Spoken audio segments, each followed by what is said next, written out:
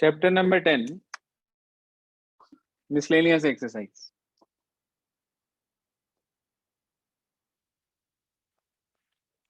Question number 1. Question 1 में कह रहा है write down a unit vector in xy plane making an angle of 30 degree with the positive direction of x axis. सुनिए ध्यान से,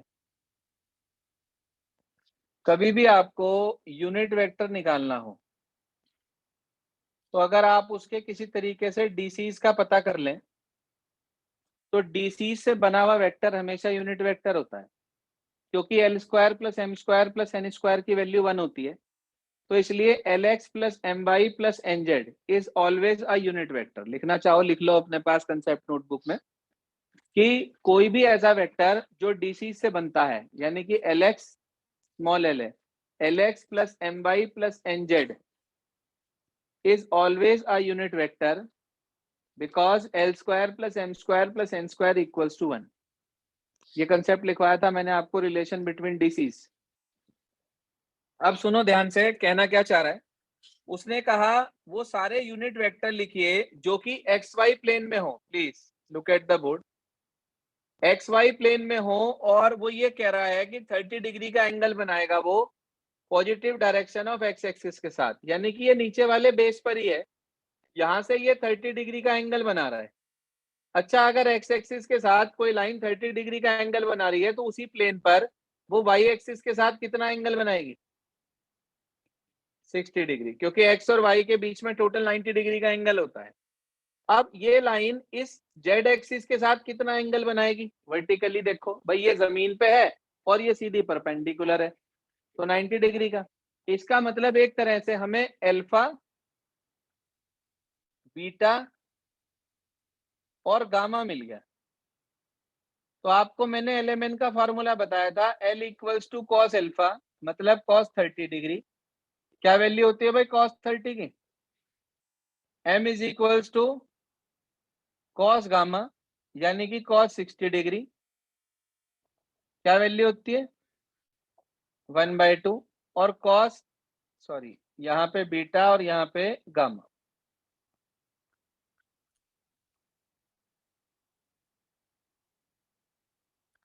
तो आपके पास कॉस गामा यानी कि ये कॉस 90 डिग्री हो गया। कॉस 90 की वैल्यू 0। आपको यूनिट वेक्टर चाहिए, so unit vector is, LMN से बना के लिख दें आप, √3/2 आई कैप प्लस 1/2 जे कैप, और जेड तो 0 ही है, जेड 0 हो जाएगा, 0 इंटू के कैप। तो ये खत्म हो गया। अब आप कहो सर ये यूनिट तो मुझे लग नहीं रहा, मैग्नीट्यूड निकाल के देख लो। √3/4 स्क्वायरिंग करके और प्लस 1/4, 4/4 आ गया यानी कि 1 आ गया। ठीक है जी। तो ये एक्स वाई प्लेन में भी है क्योंकि इसका जेड 0 है, ये एक्स वाई प्लेन में भी है क्योंकि इसका जेड 0 है, और दूसरी बात इसका मैग्नीट्यूड 1 है, तो इसका मतलब ये यूनिट वेक्टर है। ठीक है सर, ये हुआ पहला क्वेश्चन। दूसरे क्वेश्चन में कह रहा है स्केलर कंपोनेंट निकालने हैं और मैग्नीट्यूड निकालना है vector joining the point P and Q. तो आपको 2 पॉइंट से बनाकर वेक्टर निकालने का तरीका सिखा रखा है मिलाकर। पी आपके पास है x1 y1 z1, क्यू आपके पास है x2 y2 z2। आप पी क्यू वेक्टर निकाल लेंगे क्या? कैसे बताया था? शाबाश। Position vector of Q minus position vector of P, Q में से पी माइनस करके आई जे के लगा दो साथ में, तो x2 minus x1, y2 minus y1, z2 minus z1 के।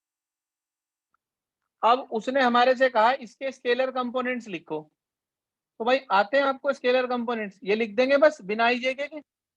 और फिर वो इसका मैग्नीट्यूड मांग रहा है तो आप पी क्यू वेक्टर का मैग्नीट्यूड निकाल देंगे, √ऑफ इसका स्क्वायर प्लस इसका स्क्वायर प्लस इसका स्क्वायर लिख देंगे।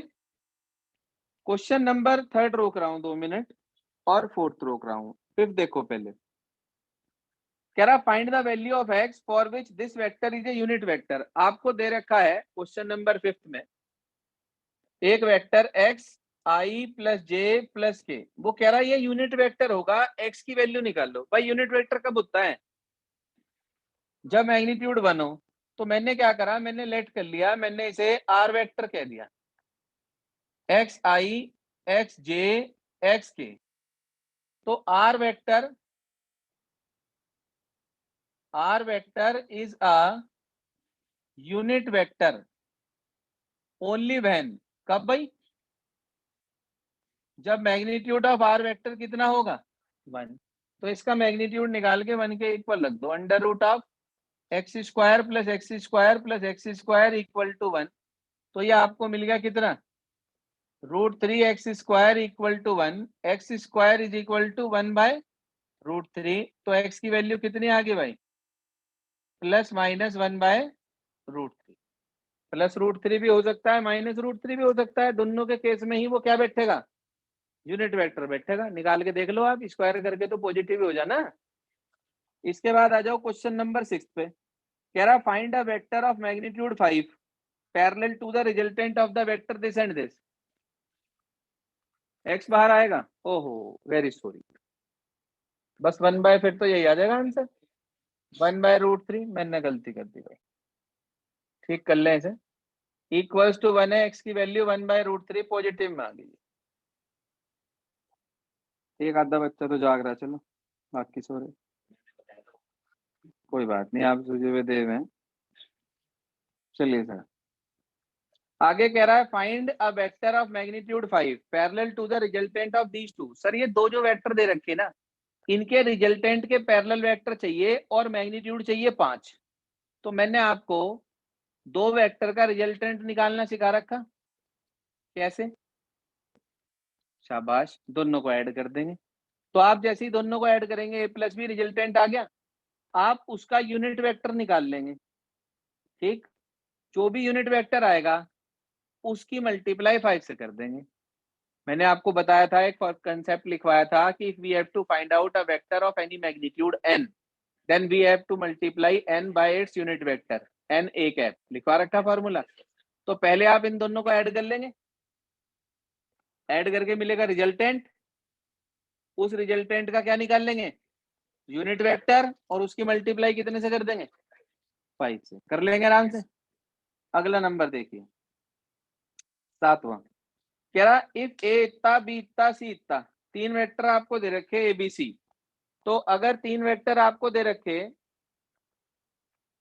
और वो आपसे कह रहा find the unit vector parallel to the vector 2a - b + 3c, तो पहले आप इसमें एबीसी रख दोगे, हाँ भाई इसमें एबीसी रख दोगे, ये अपने आप में एक वेक्टर आ जाएगा, आई वाला आई के साथ लेके, जे वाला जे के साथ लेके, के वाला के साथ लेके एक वेक्टर आ जाएगा। उस वेक्टर का यूनिट वेक्टर निकालना कैसे करेंगे, उस वेक्टर को उसी के मैग्नीट्यूड से, और आंसर आ जाएगा, कर लेंगे। ये था जी क्वेश्चन नंबर 7। क्वेश्चन 8 में कह रहा है show that the point this are collinear, you all know how to show.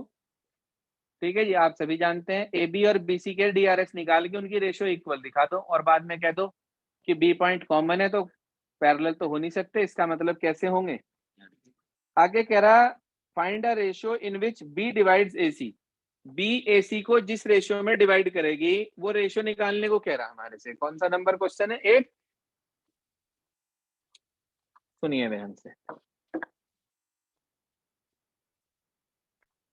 आपको ए के कोऑर्डिनेट दे रखे हैं, कितने कितने, ए और बी के, ए और सी के, सॉरी, ए है 1 - 2, 1 - 2 - 8, और सी 11 3 7। ठीक है, ये वो जो पॉइंट डिवाइड कर रहा है इसे, बी पॉइंट, उसके कोऑर्डिनेट 5 0।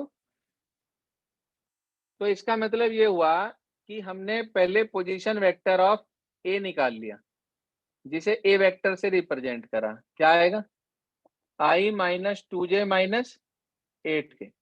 फिर मैंने पोजीशन वेक्टर ऑफ सी निकाल लिया, जिसे मैंने बी वेक्टर से रिप्रेजेंट करा। ठीक भाई, कितना, 11i + 3j और +7 के। फिर मैंने पोजीशन वेक्टर ऑफ बी को आर से रिप्रेजेंट करा दिया, आर वेक्टर से, जो डिवाइड कर रहा, 5i 0j - 2 के। हमने मान लिया कि let B divides A C in the ratio. बताओ जी क्या रेशो मानते हैं जब रेशो नहीं होती? पढ़ा था 10th क्लास में, के रेशो 1। सेक्शन फॉर्मूला लगा दो, R vector is equal to M B vector minus sorry plus N A vector upon, यही फॉर्मूला पढ़ा था आपने। तो के की मल्टीप्लाई तो बी से हुई, उधर बी से कितना हो गया 11 के आई प्लस 3 के जे प्लस 7 के, 2 बार आ रहा है यार, के ना लो पी ले लो, यहाँ पे पी ले लो पी, ठीक है जी। 7 पी आई कैप आगे जी, आई नहीं के, हाँ के कैप। उसके बाद plus N into N one है इंटू ए वेक्टर, कितना बैठेगा आई माइनस 2 जे और प्लस 8 के अपॉन कितना भाई पी प्लस 1। अब मेरी एक छोटी सी बात सुन लो ध्यान से, आर वेक्टर में कौन सा कोऑर्डिनेट 0 है? बी वाला, जे वाला। तो जे वाले से कंपेयर कर दो, किसी एक से कंपेयर कर दो, चाहे तो आई वाले को आई वाले से, जे वाले को जे वाले से, के वाले को के वाले से। तो मुझे अच्छा लग रहा कि मैं 0 वाले से यानी कि जे वाले से कंपेयर करूं।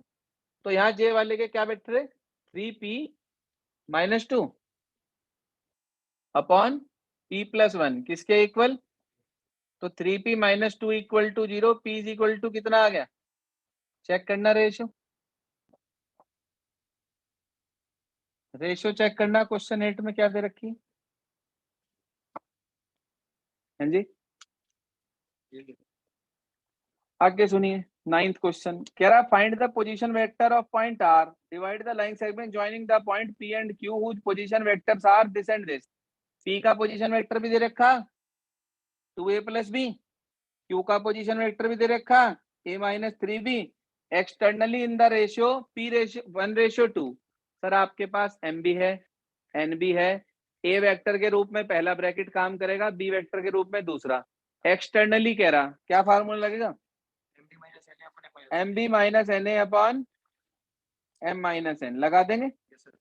फिर ये कह रहा show that P is the mid point of R Q. तो जो आप पॉइंट निकालोगे ना आर और क्यू बाद वाला, दोनों को जोड़ के अपॉन 2 कर देना, पी आ जाएगा। तो आपको दिखाई देगा कि आर क्यू का मिड पॉइंट कौन है? पी। और आप उसे ऐसे भी प्रूव कर सकते हो रेशियो से। आप रेशियो मान लो के रेशियो 1 या जो भी है पी रेशियो 1, रेशियो 1:1 आ जाएगी। 1:1 का क्या मतलब है? Mid point. वो भारी है थोड़ा सा काम, ठीक है ना। अगर मिड पॉइंट ही प्रूव करना है, रेशियो का कोई खेल नहीं, तो आप आर और क्यू दोनों को ऐड करके अपॉन 2 कर दो, तो वो पी के इक्वल आ जाएगा। आप कह देंगे P is the mid point of R Q, काम खत्म। अगला देखिए, अगले में कह रहा है two adjacent side of parallelogram are इतना इतना, दो एडजेसेंट साइड दे रखी। कह रहा find a unit vector parallel to its diagonal. क्या मांग रहा मतलब? आप समझो ये पैरेललोग्राम है, आपको इसकी दो साइडें एडजेसेंट दे रखी, कह रहा इसके डायगोनल के पैरेलल यूनिट वेक्टर चाहिए। तो ये इन दोनों का क्या है? रिजल्टेंट। फिजिक्स में पढ़ते हो आप, तो ये रिजल्टेंट है इसका। आप क्या करेंगे, जो दो वेक्टर आपको दे रखे उन्हें ऐड कर देंगे, आ जाएगा ये वेक्टर। इसका यूनिट वेक्टर निकालना, इसको इसी के मैग्नीट्यूड से डिवाइड कर देंगे, आ जाएगा यूनिट वेक्टर। फिर कह रहा also find its area, parallelogram का एरिया मांग रहा। क्या formula? Magnitude of cross product, not cross product, magnitude of cross product. तो first of all you find out A cross B, फिर उसका मैग्नीट्यूड, और आपको एरिया मिल जाएगा पैरेललोग्राम का। कर लेंगे आराम से। अगला क्वेश्चन कह रहा show that the direction cosine of the vector equally inclined to the axis O X O Y O Z are इतना इतना इतना। एक बात सुन लो, कभी भी आपको अगर ये प्रूव करना है show that vectors are equally inclined with the coordinate axis, अगर ये आ जाए तो आप उसके डीसीज निकाल के इक्वल दिखा दो। तीनों डीसीज को क्या दिखा दो? इक्वल। फिर डीसीज बराबर हो गए, मतलब cos alpha cos beta cos gamma बराबर हो गया, यानी कि मतलब अल्फा बीटा गामा बराबर हो गए, तो इंक्लाइंड हो गया इक्वली। अब इसमें कह रहा शो करो अगर कोई वेक्टर इक्वली इंक्लाइंड है तो उसके डीआरएस ये होंगे। कोई बात नहीं, पॉजिटिव पॉजिटिव प्रूफ करने हमें कोई दिक्कत नहीं, आराम से दिखा देंगे। हाँ जी सर, आपको इक्वली इंक्लाइंड दिया हुआ है। क्वेश्चन कौन सा 11? आपको दे रखा alpha equal beta equal gamma. ठीक है जी, इसका मतलब एक्यूट हो गए तीनों हमारे पास। अब ये तीनों इक्वल हो गए हमारे पास, तो इसका क्या मतलब है? Cos alpha equal to cos beta equal to cos gamma. आपने पढ़ रखा L square plus M square plus N square कितना होता है? एल मतलब कोस स्क्वायर अल्फा, ये मतलब कोस स्क्वायर बीटा, और ये मतलब cos square gamma equal to 1। तीनों बराबर है, तो 3 cos square alpha equal to 1। तो कॉस स्क्वायर अल्फा कितना? 1/3। तो कॉस अल्फा कितना? तो यानी कि तीनों बराबर है आपके पास। उसने कहा था क्या प्रूव करना हमें, कि डायरेक्शन कोसाइन ये होंगे। Cos alpha is the value of what? L.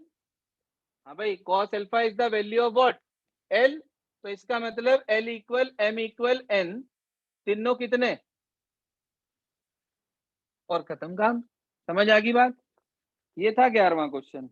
इसके बाद 12, 13, 14, 15, ये चार मैं आपको कल सिखाऊंगा तीसरे चौथे के साथ। ठीक है सर जी। और साथ ही आपको आज ये 4 क्वेश्चन ट्राई करने हैं जो लास्ट में दे रखे हैं, बिल्कुल आखिर में, यानी कि एमसीक्यू। 6 क्वेश्चन इस एक्सरसाइज के बच गए, और बच गए 5 एग्जाम्पल 26 से लेकर 30 तक। वो हम कल खत्म कर देंगे। कोशिश करेंगे 3D की पहली एक्सरसाइज पढ़ा दूंगा, क्योंकि वो वेक्टर के कंसेप्ट पे है। फिर हमारी 2 एक्सरसाइज बचेंगे सिर्फ 3D की, उसे खत्म कर देंगे। बस जी, आज के लिए इतना ही।